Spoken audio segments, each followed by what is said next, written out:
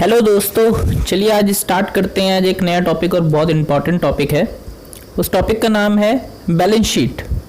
Accountancy में जो सबसे इम्पॉर्टेंट टॉपिक माना जाता है, जो सबसे इम्पॉर्टेंट कॉन्सेप्ट माना जाता है, वो है बैलेंस शीट बनाना और बैलेंस शीट को रीड करना। तो चलिए आज हम दोनों ही चीज़ों को सीखेंगे कि बैलेंस शीट बनती कैसे है और उसे रीड भी कैसे किया जाता है। तो रीड करने से पहले हम सीखेंगे कि बैलेंस शीट बनती कैसे है। तो यहाँ बैलेंस शीट दो प्रकार से बनाई जाती है, या फिर ऐसा मानिए कि दो जगह पे बनाई जाती है।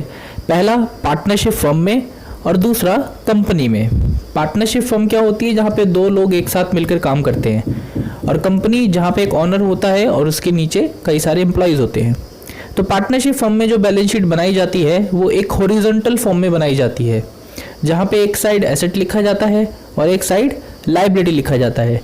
इन अदर वे कंपनी में जब बैलेंस शीट बनाई जाती है तो कंपनीज एक्ट 2013 के तहत बैलेंस शीट अब वर्टिकल फॉर्म में बनती है, जहां पर एसेट्स और लायबिलिटीज़ ऊपर और नीचे होते हैं। हो सकता है लायबिलिटी ऊपर हो, एसेट नीचे हो, या फिर एसेट ऊपर हो, लायबिलिटी नीचे हो। बैलेंस शीट की एक खास बात है जो इसके नाम में ही छुपी हुई है। क्या है? बैलेंस शीट की जो भी शीट है उसको आपको बैलेंस करना है। मतलब राइट हैंड साइड और लेफ्ट हैंड साइड के दोनों के अमाउंट हमेशा सेम आते हैं। इस बैलेंस शीट की एक खास बात है। और एक्चुअल में ये शीट है, ये कोई अकाउंट नहीं है कि यहाँ पे कोई रूल्स और रेगुलेशन लगेगा कि लायबिलिटीज़ इस साइड लिखी जाती हैं या एसेट इस साइड लिखे जाते हैं। इनका ऐसे कोई रूल्स एंड रेगुलेशन को फॉलो करने का भी कोई माध्यम नहीं है। तो चलिए, ये बेसिक चीज़ें थी जो मैंने अभी बैलेंस शीट के बारे में बताई। अब बैलेंस शीट को देखते हुए, जो कि हमारे एक सामने बैलेंस शीट है, उसको देखते हुए समझते हैं कि बैलेंस शीट बनती कैसे है और हम इसे कैसे बना सकते हैं और रीड कैसे कर सकते हैं, या फिर कौन कौन सी चीज़ें बैलेंस शीट में आती हैं और कौन सी नहीं आती, और आती हैं तो क्यों आती है। तो चलिए शुरुआत करते हैं। यहाँ पे आप लेफ्ट हैंड साइड पर देख सकते हो एसेट्स लिखा है और दूसरी साइड में लायबिलिटी लिखा है। एसेट का मतलब होता है पूंजी, कि किस व्यक्ति ने बिजनेस में कितना पैसा लगाया या कितना पैसा उसके पास है लगाने के लिए, उसको हम बोलते हैं एसेट। लायबिलिटी का मतलब होता है जिम्मेदारी, कि उसने कितना पैसा मार्केट से उधार ले रखा है या लोगों ने उसकी कंपनी में पैसा लगा रखा है, जो कि उसकी जिम्मेदारी है कि वो लोगों का पैसा वापस करे, उसको हम बोलते हैं लायबिलिटी। अब यहाँ पे एसेट्स में भी तीन कैटेगरी हैं। पहला करंट एसेट्स, दूसरा प्रॉपर्टी, तीसरा अदर एसेट्स। अब एक एक करके इन तीनों कॉन्सेप्ट को समझेंगे। पहला करंट एसेट्स में पहला क्या आता है? कैश। कैश क्या होता है? कैश से पहले समझते हैं कि करंट एसेट्स है क्या। करंट एसेट्स वो चीज़ होती है जो हमारे पास एक साल से ज़्यादा नहीं टिक सकती, उसको हम बोलते हैं करंट एसेट्स। जैसे इसमें सबसे पहले लिखा है कैश। कैश का मतलब क्या है कि किसी व्यक्ति के पास अगर पैसे हैं तो नॉर्मली ऐसा देखा गया है कि वो खर्च हो जाते हैं। अगर हमारे पर्स में आज 1000 रुपये पड़े हैं तो ऐसा देखा गया है कि वो खर्च हो जाते हैं, इसलिए इसे करंट एसेट्स की कैटेगरी में डाला गया है। दूसरा है अकाउंट रिसीवेबल, जिसका दूसरा नाम है बिल रिसीवेबल, कि किसी से अगर हमें बिल को रिसीव करना है और वो बिल कट चुका है तो ऐसा देखा गया है कि वो जल्दी से जल्दी उसकी पेमेंट कर देता है। तीसरा यहाँ पे आता है इन्वेंट्रीज। इन्वेंट्री का मतलब होता है स्टॉक। स्टॉक का मतलब वो सामान जो हमें बेचने के लिए तैयार करना है। फिर आता है prepaid expenses, and then last में आता है इन्वेस्टमेंट। इन्वेस्टमेंट्स वो चीज़ होती है जहाँ पे हम अपने पैसे को रखते हैं और जिसका हमें रिटर्न मिलता है, जिसको हम बोल सकते हैं एफडी भी करा सकते हैं, या फिर हम कहीं पे बैंक में डिपॉजिट कर सकते हैं। वो एक प्रकार की इन्वेस्टमेंट होती है। देन सेकेंड कैटेगरी आती है property and equipment. Property and equipment को आप लॉन्ग टर्म एसेट्स ही बोल सकते हो। ये वो एसेट्स होते हैं जो लंबे समय के लिए चलते हैं, जैसे कि लैंड। अगर किसी व्यक्ति ने ज़मीन खरीदी है तो वो बहुत लंबे समय के लिए खरीदी होगी, ऐसा नहीं होगा कि उसने आज खरीदी और कल बेच दी। बिल्डिंग अगर किसी व्यक्ति ने खरीदी है तो खरीदी इसलिए होगी या तो वो रहेगा या फिर वो बेचेगा भी, तो बहुत लंबे समय के बाद जब उसके दाम बढ़ जाएंगे। इक्विपमेंट्स होते हैं मशीन चलाने के लिए कोई भी चीज़, जैसे कि स्टेबलाइजर एक इक्विपमेंट्स में आ सकते हैं, जैसे कि इन्वर्टर एक इक्विपमेंट है। देन उसके बाद थर्ड कैटेगरी आती है अदर एसेट्स, जिसमें पहला आता है इनटेंजिबल एसेट्स। ये वो एसेट्स हैं जो कहने को तो एसेट्स हैं लेकिन वो दिखाई नहीं देते। जैसे कि इसमें आप कैटेगरी में देख सकते हो इनटेंजिबल एसेट्स में गुडविल। गुडविल का मतलब एक रेपुटेशन, किसी भी व्यक्ति की गुडविल इंटेंजिबल एसेट्स में आती है। तो इन सब का टोटल हम क्या बोलते हैं, टोटल एसेट्स।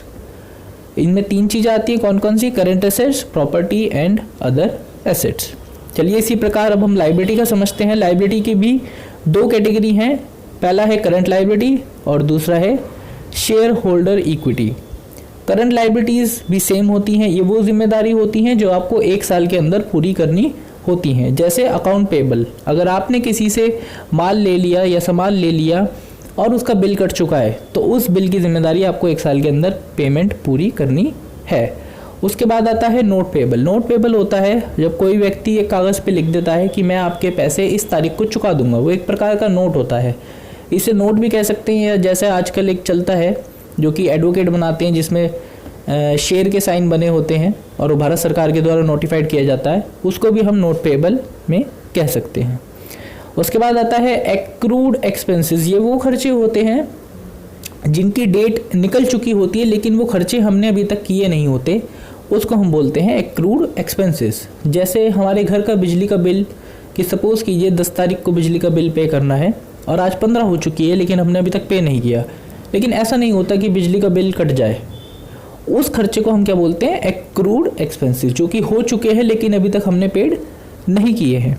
उसके बाद आता है डेफर्ड रेवेन्यू, एक ऐसी इनकम जो हो सकती थी लेकिन किसी वजह से हुई नहीं, वो डेफर्ड हो चुकी है, उसको हम बोलते हैं डेफर्ड रेवेन्यू। तो इन सब चीज़ों को हम करंट लायबिलिटी में रखते हैं जो कि छोटी लायबिलिटी होती है। उसके बाद आती है लॉन्ग टर्म डेप्ट, कि हमने कहीं से उधार ले रखा है बहुत ही लंबे समय के लिए, 5 साल के लिए, 10 साल के लिए, 15 साल के लिए, उसको हम बोलते हैं लॉन्ग टर्म डेप्ट। और ये सारी कैटेगरीज कहाँ पे आती हैं, लायबिलिटी साइड्स में। इसके बाद एक हेडिंग है जिसको हम बोलते हैं शेयर होल्डर फंड या फिर share holder equity. Share holder equity क्या है, मालिकों का पैसा जो कंपनी में लगा हुआ है वो हमारी कंपनी के हिस्सेदार हैं, जैसे इक्विटी वाले, जैसे प्रेफरेंस शेयर होल्डर वाले, ये सब वो कैटेगरी आती हैं। इनमें पहला क्या है, कॉमन स्टॉक, कोई व्यक्ति ने हमारी कंपनी में स्टॉक रख के दे रखा है, वो हो सकता है। एडिशनल पेड अप कैपिटल, किसने हमारी कंपनी में कैपिटल में पैसा लगाया हुआ है। रिटेन अर्निंग, कोई ऐसा व्यक्ति है जो हमारी कंपनी का हिस्सेदार है जिसे अर्निंग पे इंटरेस्ट मिलता है। और टेरिशरी स्टॉक, कोई ऐसे स्टॉक्स जो किसी और की जिम्मेदारी या किसी और के उधार पे लिए गए हैं, वो सारी स्टॉक यहाँ पे इंक्लूड होते हैं। तो ये बैलेंस शीट बनाने का एक फॉर्मेट है और इसी प्रकार से बैलेंस शीट बनती है। और यहाँ पे भी आप देख सकते हो कि टोटल एसेट्स और टोटल लायबिलिटीज़ दोनों की दोनों बराबर हैं। इस बैलेंस शीट को हम बोलते हैं horizontal form of balance sheet. तो चलिए उसके बाद आते हैं जो बैलेंस शीट हम यहाँ पे उसके बाद सीखेंगे वो हम वर्टिकल फॉर्म में सीखेंगे। अभी जो हमने सीखी थी वो हॉरिजॉन्टल फॉर्म में थी। एक्चुअल में हॉरिजॉन्टल और वर्टिकल फॉर्म ऑलमोस्ट सेम ही है, फॉर्मेट में कोई दिक्कत नहीं है, मतलब कॉन्सेप्ट में कोई दिक्कत नहीं है, फॉर्मेट इनका थोड़ा सा बदल जाता है। जैसे हॉरिजॉन्टल फॉर्म में एसेट्स और liabilities left and right side होती है, बट कंपनीज एक्ट 2013 के तहत कहा गया है कि जो बैलेंस शीट बनेगी वो वर्टिकल फॉर्म में बनेगी, मतलब ऊपर और नीचे, लायबिलिटी साइड ऊपर और एसेट साइड नीचे, या फिर एसेट साइड ऊपर और लायबिलिटी साइड नीचे। बाकी ये जो 3 कॉलम एसेट्स और लायबिलिटीज़ में थे वो ऑलमोस्ट सेम है, जो एडजस्टमेंट एसेट्स और लायबिलिटीज़ में होती हैं वो भी ऑलमोस्ट सेम है। तो इस फॉर्मेट में इतना ही था कि बैलेंस शीट को हम रीड कैसे कर सकते हैं और बैलेंस शीट को हम बना कैसे सकते हैं, इस वीडियो के तहत हमने ये सीखा है। तो चलिए, थैंक यू सो मच।